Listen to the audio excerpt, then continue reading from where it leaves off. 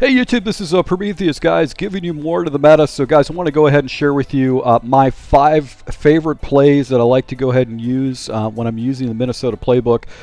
These are plays that I've been using to torch my opponent, drive them nuts, get myself first downs, and have effectively some running games. So we're going to be featuring this. This is actually a new playbook that I've actually put onto my Patreon. So if you guys are looking for ways to expand your offense, if you're using the Minnesota offense or just looking for plays for a custom playbook, you want to do that. And one of the reasons I've been so successful with the Minnesota offense is because I use these 5 indicators to help my offense to be unstoppable.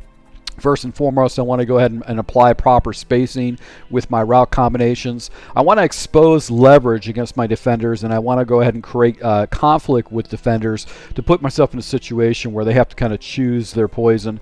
Finally, you want to steal yards, and then you want to have balance with a very effective running game. So this is how I actually run my offense. I want to show you a few different plays that I like to use to be very effective.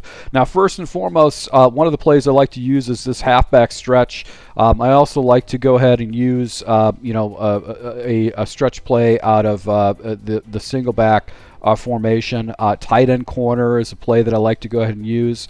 And then also another play I like to use is slot cross. And then the shock H option is a play I like to go and use.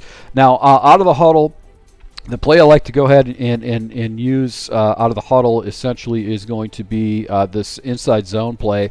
And the reason I use inside zone is that it actually allows me to go ahead and read the defenders and how I'm actually going to go ahead and attack them. So what I do is I look at the blocking icons, and it'll kind of give me an idea of what the defense is going to be pre-snap. Now, if you got a guy that disguises his coverage, sometimes you can get yourself in a bind, but you'll have second or third reads with this offense if they do try to switch things up against you.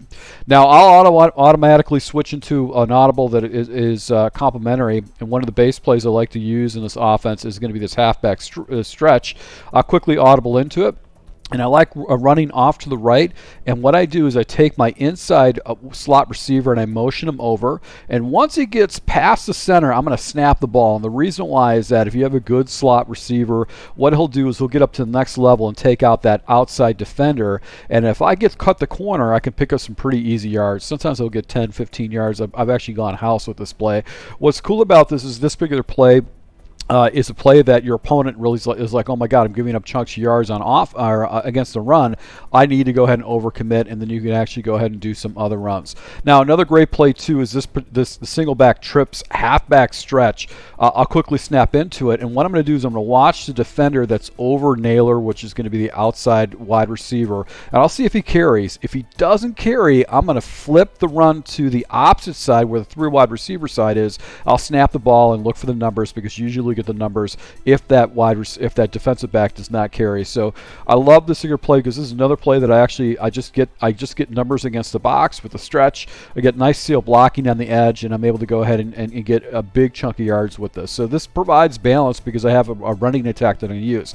Now, here's a play that I had to go ahead and scheme out, and this is really designed for cover 3 match or cover 3 shells. So if I see a single high safety up in the middle of the field, I'm going to go ahead and switch into this play, streak up my wide receiver. Your opponent's probably going to be already trying to defend against that stretch play, and then I'm actually going to go ahead and be looking for Addison and Naylor down the field, and I've got a check down with Jefferson with the slant. Now, with cover 3 match, this little wheel route on the outside sideline always gets separation. He'll always get past his defender against cover 3 match. So I'll actually go ahead and jump into someone that runs a lot of cover 3 match. I'm going to jump into this play and give myself a nice little touchdown, and his defender will not be in position. Now, if he jumps into cover 3 cloud or something like that, I can go ahead and do the slant underneath.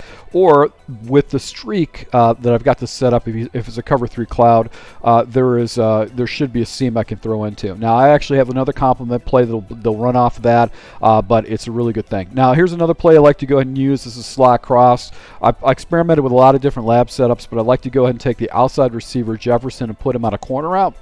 This gives me, if I get a one-on-one man match principle, I can actually do this. Really what I'm looking for is the underneath routes. I'm looking for nailer on the quick inside whip. That's a very hard play to stop, but it's going to give you like 4 or 5 yards, sometimes more. You can get like 10 yards. I've got the flat concept with a corner concept on the left side of the field. I like to throw that flat. That'll actually go ahead and pick up some easy yards underneath. And then with that whip side, the whip on the other side is always really money. With a good release, you could pick up good yards. If you do get the man coverage with the corner, you can actually go ahead and complete that, and sometimes you can go house with it. But I like having that play because it actually is very effective against it. Now, here's another play that is a staple play in my offense. My alert is going to be that tight end. I'm going to be looking for him immediately, but it's actually a levels concept where I'm looking at Jefferson and then Addison over the middle of the field. Jefferson will be my after the pass the alert. If I can't hit the seam with the tight end, I'm going to go ahead and look to Jefferson first, and then I'll throw over the top of a user if to Addison. So really my main primary read is going to be this underneath route. And because those other routes really clear everything out, usually go pick up an easy yard, easy completion with it. The defenders are out of position. But I'll be looking for the tight end route, and I'll pop that if my defender plays low. So in other words, if I run this play a couple different times and he starts playing in the box, I can usually pop that. A lot of times I'll get myself a touchdown when I'm playing this using this route combination. But you also got that deep dig route that you actually can hit. Now here's another great play that I like to use. This is a play that a lot of people use, and it's one of the best design plays that you can use at its stock, and I leave it stock. I don't really make too many adjustments with this particular play.